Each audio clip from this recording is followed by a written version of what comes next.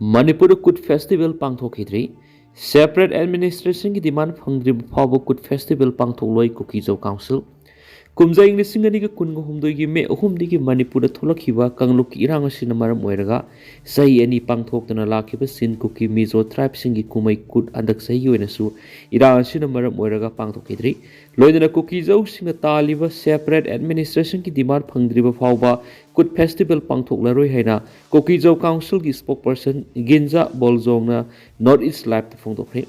pausina hai state asida thoklibi irang asina maram oirag state ki thakta pangthokpa Kut Festival amadi district level singda pangthokpa singsu lepki hiram asigi matangda Kuki Jau Council ki wanganglo Ginza Bolzongna hai Kut Festival si state lengana sakhangduna amadi state holiday oiduna matam kuina dagi pangthoktuna lakpa sin Kuki Mizo sing kumaini adobo state asida kumja English ngani ga kungo humdogi me humdagi tholakhiba irang asina maram oiraga haukiba sahi singda pangthokidi kumsi sahi gi su pangthoktanaba phirep laure loinana Kuki Jau sina taliba tokhaiba lenga ki demand asi phangdriba phawba pangthoktanaba phirep laure hari magna hai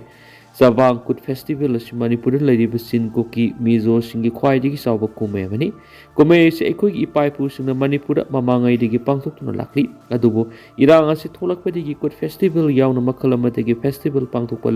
leptuna lakli irang asina maram oiraga Kuki Jau miyam awaba miyoknari ꯑꯩꯈꯣꯏꯒꯤ ꯃꯤꯆꯝ ꯀꯌꯥꯒꯤ ꯄꯨꯟꯁꯤ ꯃꯥꯡꯈ꯭ꯔꯦ ꯃꯤꯑꯣꯏ ꯀꯌꯥ ꯂꯟꯖꯦꯟꯅꯗꯨꯅ relief ꯀꯦꯝꯞꯇ ꯂꯩꯔꯤ ꯃꯔꯝ ꯑꯁꯤꯅ ꯑꯩꯈꯣꯏꯅ ꯀꯨꯠ ꯐꯦꯁꯇꯤꯚꯦꯜ ꯄꯥꯡꯊꯣꯛꯄꯒꯤ ꯋꯥꯍꯟꯊꯣꯛ ꯂꯩꯔꯣꯏ ꯂꯣꯏꯅꯅ ꯑꯩꯈꯣꯏꯒꯤ ꯄꯣꯂꯤꯇꯤꯀꯦꯜ ꯗꯤꯃꯥꯟ ꯐꯪꯗ꯭ꯔꯤꯕ ꯐꯥꯎꯕ ꯃꯈꯥ ꯇꯥꯅ ꯀꯨꯠ ꯐꯦꯁꯇꯤꯚꯦꯜ ꯄꯥꯡꯊꯣꯛꯂꯣꯏ ꯍꯥꯏꯈꯤ ꯁꯛꯈꯪꯗꯕꯁꯤꯡꯅ ꯂꯧꯇꯥꯡꯁꯪ 10 ꯑꯃꯗꯤ ꯒꯥꯔꯤ ꯈꯔ ꯃꯩ ꯊꯥꯔꯝꯂꯤ ngase pung 12 rom tarakpar Imphal Jiri lambigi New Kaithil Manbi Police Station konba Songlong Palace area da sakangnabisingna Loutangsang 10 amadi gari khara mai thadun ama ata thogalamne hari thaudo adugi matangna press ta phangba pawda Kangpokpi district ki manung chaliba kawai furup singna hana Makhom Palace hairamadi kisingna Nouna Songlong haina maming tholakliba kholasigi area da haukibasai ama ani asida umang kok tholaga popi thawi yauna tuan ba thabak kya paikhatkibane hari adubu ngasi ayu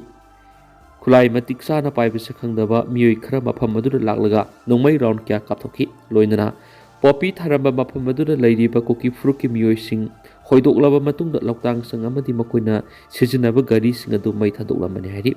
thaudo asi hauju phawbi goina kanana karigidamak tawramano haiba khamngamdri adobo popi thabagi mayokta leiba miyoi singna tawrambu yai haina panari thaudo asi ki matana New Kaithil Manbi Police Station na case malakhatru thigat pawkhre loidana area sida pamdaba thaudok thoktanaba akanba siksing tharong lakhatkre hari panbe abadi state asida thokliba irang asi ki khotong chaba lorga Manipur gi singi district kharada popi thabi ki sangwang khalakle habi wafam leiribani loidana singi lamda base tawbo larhulup amadi CSO sing naga CSO sing ge maikedi gi su makoi gi area da Kuki sing umang kok tholaga popi thaba yauna tuan mathaba kya tarokli basi lepnaba khangan khiba laikhrabani athubada popular lenga ama laklagani MLA Yumnam Radesham President Rule PR Sangna Leirakpan State asida sakot thaurangi lamda sothanbada natana center gi NDA lengak su sowalakadaba leibana athuba matamda popular lenga ama soidana laklagani haina hiyanglam kendra gi MLA Dr. Yumnam Radesh samna phongdokri wafam asing asi hiyanglam kendra gi manungsana leiba Tezpur makha lekai de MLA local area development fund gi makha nauna saba community hall sanga duna miyamna khusina khibagi thoramda pawmising na hangbo wahang amagi pakum oina haikibani MLA Radesh samna makhatana hai state asida thokliba irang asina maram oiraga hiram kya da lamdam asigi miyamna awaba kya yoknari lamdam asida center na president rule thamlakpa asina maram oiraga sakot thaurangi lamda asuki matik sothari MLA sing phawba makhoi local area development fund gi senpam asinatana phibam nom gi sokselakli lengak sem biaba MLA masing leina lengak semlakta basisu center da leiribi NDA lengak ta sauna mangjabalai President rule haibasi hiram kya mangjaba leibana state asida center athuba matamda popular lenga ama semlaklagani haibigi thajabalai karama matamda semlakadagi haibadudi matam khra miyamna ngaiminaba mathok tai haiki mikok thibigi thabakta sanamhei lainingbu separate court amu oina recognize tawbinaba demand Boro community ki bathau lainingdi di center na recognize tawkhre sanamhei lainingi di supluptuna leiri ningsingba thoktraba matamdagi mitai maitai furuki laining ama oiduna lakliba sanamai laining bu lebasigi mikok thibegi thabakta laining asibu separate court kalam ama oina recognize tawina state assembly na warep care khana logduna thengthang care center taksinduna laklaba sungasi phawba thabak oina onthokduna leiri adubo mara asida assam gi borok furuki oiba laining bathau laining gi oinadi handak pangthokadoriba lebasigi mikok thibegi thabakta separate court kalam da hapar Ministry of Home Affairs na yaba pikre ningsingba thoktraba matamdagi yomthong khudimakta laining thau sanami lasaduna lakliba manipurda majority community am oiriba mitei maitai gi senglaba laining masigi practice amadi furup asigi identity kanjanaba sahi kya gi mamanggi sanamai laining gi separate court ama leba asigi mikok thibigi thabuk hapinaba center taksinduna laklabasu center lenga ngasi phawba laining asibu recognize tawidana lairi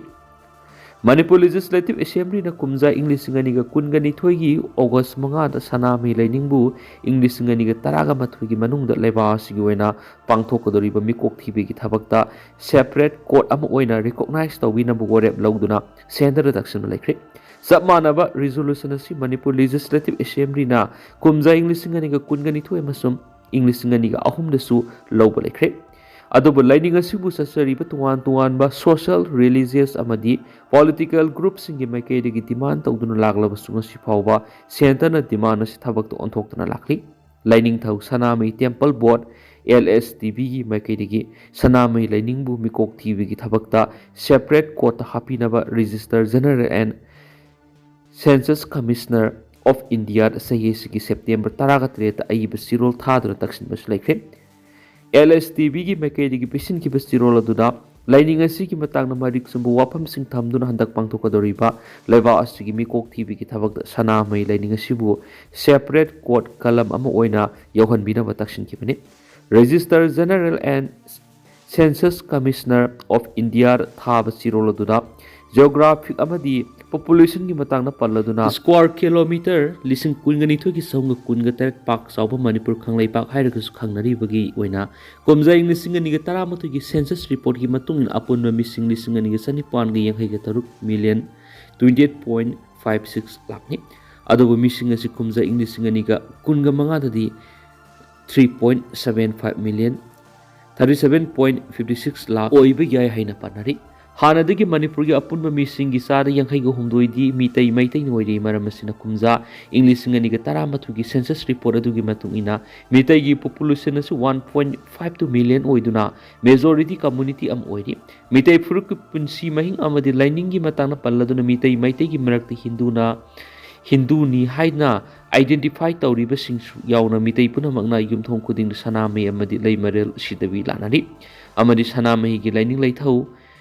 laithau kaya ama tawnari laining asi mitai gi oina culture tradition amadi punsi mahing maru mara takhraba khwaidagi lidaba indigenous religion am oiri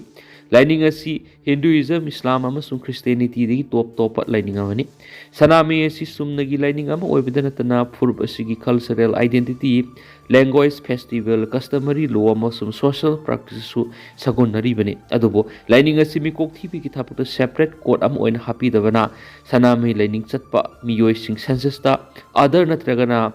brother category sanami laining chatpa mi singbo misrepresent tawdun laidi heba wapum yawna paledubu lining asi recognize tawrabadi lining asi bu satpa miyoi singi sab demographic data policy formulation academic research amasung cultural preservation tawu ngamgan heba wapum yawna fongdorakli